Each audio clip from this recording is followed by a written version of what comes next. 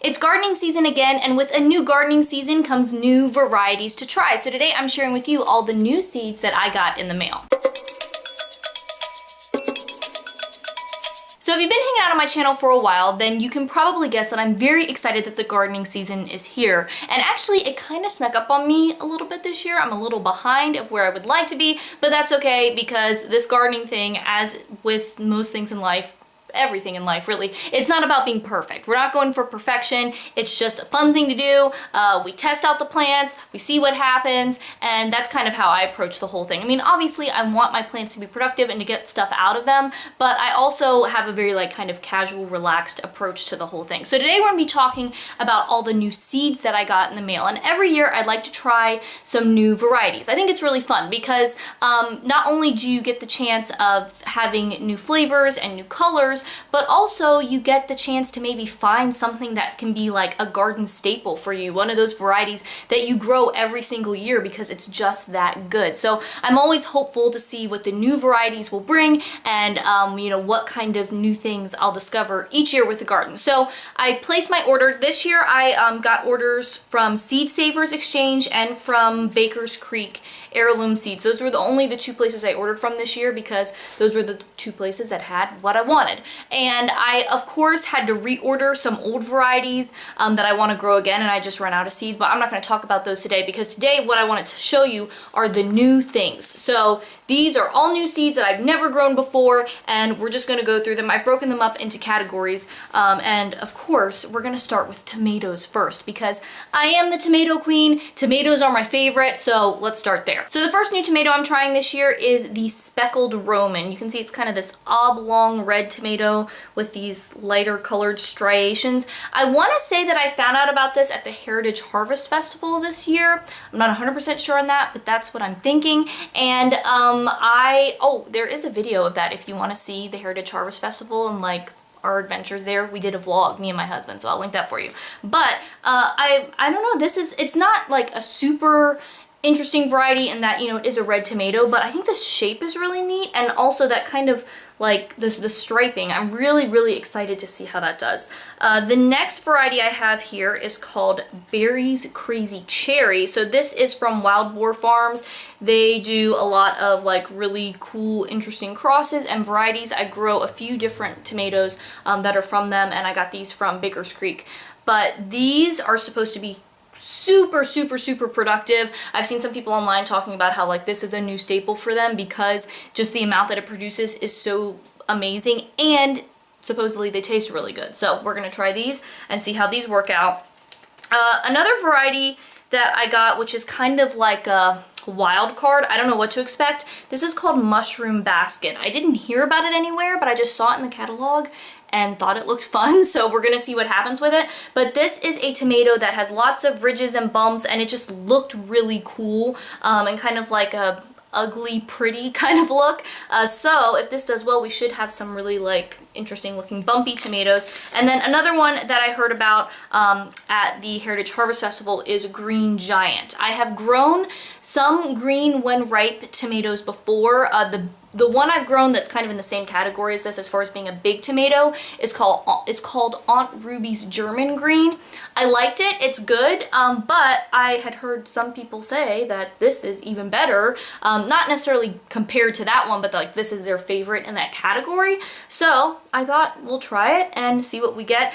I don't love growing big tomatoes as much as the small tomatoes because with the cherry tomatoes and just other small varieties, you get so many and you can pick them all the time. With the big tomatoes, you're kind of investing a lot into those few larger fruits, and if something goes wrong or you miss them somehow when you're picking or whatever, and they, you know, or get too ripe, or, you know, any number of things can happen, and then, you know, it's kind of like, well, that's all of that, you know, energy that went into that plant, and then you lose the one fruit, then you're losing a significant portion of the amount that you're going to get out of that plant overall. Whereas with the cherry tomatoes, they're just all over the place. If some fall off or if some don't do well or whatever, it's not as big of a deal.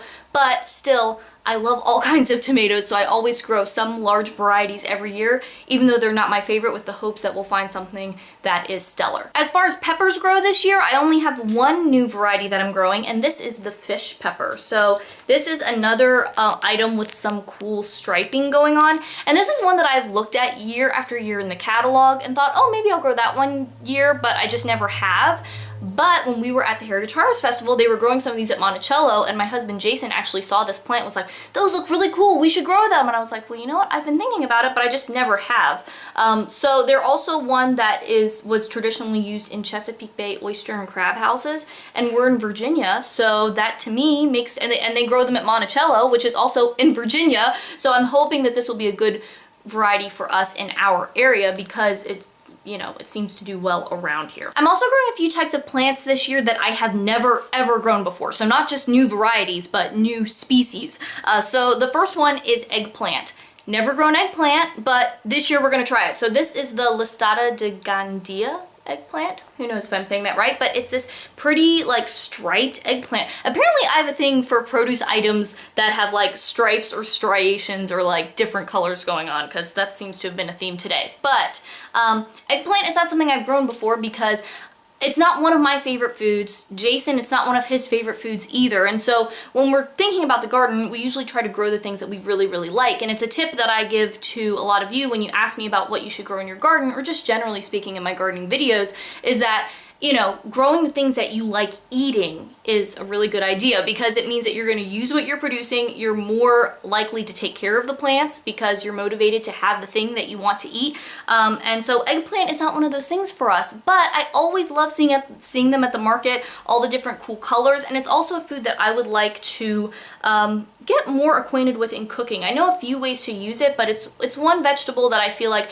I could learn a little bit more about. So with all that in mind, we're gonna try it. Now maybe this will be a disaster, because I'm gonna be like, I don't care about those eggplants, but I'm hoping that their beauty and my desire to cook with them more will help me. And I'm not gonna plant a ton of these. I'm gonna do a couple plants just to see how it goes, and hopefully we'll have some really pretty purple eggplants here soon. Another new thing we're trying this year is okra, and this was a request from Jason. So this is a red okra variety, which I think is really cool. I always like to grow things that are maybe a little bit different from what you would normally find in your store or at your farmer's market, because to me that makes it seem like even more I don't know, more worth it. Like, not only are you growing delicious stuff, but you're growing cool things that maybe you can't get anywhere else. So the red okra was, that caught my eye. And also this is a variety that came from a family in Virginia. So again, I try to look at things that come from this area or have success in this area, because that means that it's more likely that they'll grow well for us. So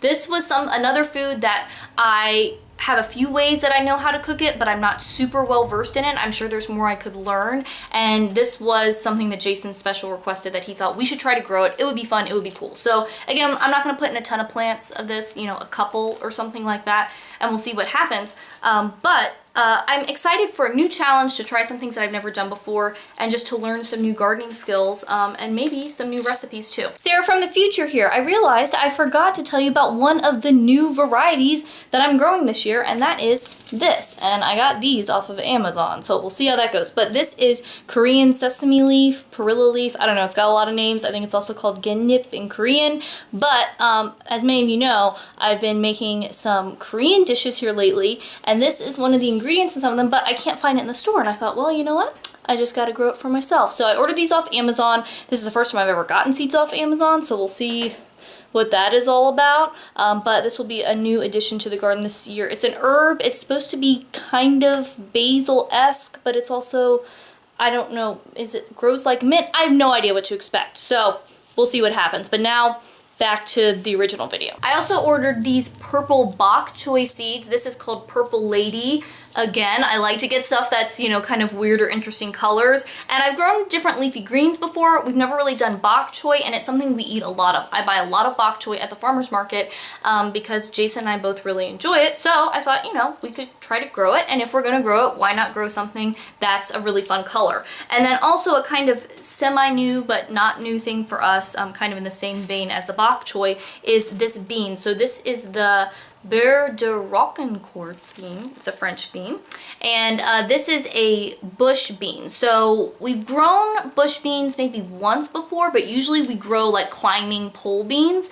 But I thought growing a bean this color would be fun. And also I kind of want to experiment with growing beans in different places in the garden and just, again, trying to do some new things. So we're going to plant these this year, and we'll see how these do too. And then I also got a couple freebies from Baker's Creek. They usually throw in some, you know, like thank you extra seeds. So the first one here, this is an Amarillo carrot, and I think I got this one from them last year. There isn't a picture, but I think they may have sent this one. I think I might already have some seeds for this. And then the other one is a purple Russian tomato.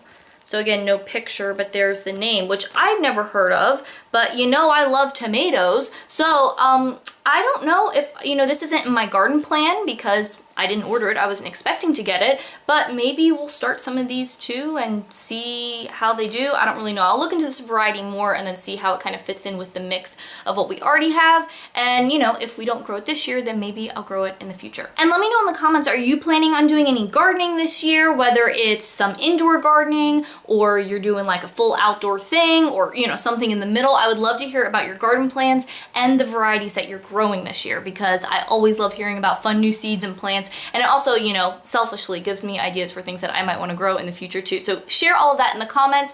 And if you happen to be new here and you want more healthy eating tips and nutrition info and videos like this one, then make sure that you subscribe, because eating healthy and living a healthy lifestyle really doesn't have to be complicated, and I want to show you how to do it. And if you want to watch some more videos, I have a couple linked over here that you might like. Thanks for watching. I hope you're having a great day, and I'll talk to you next time.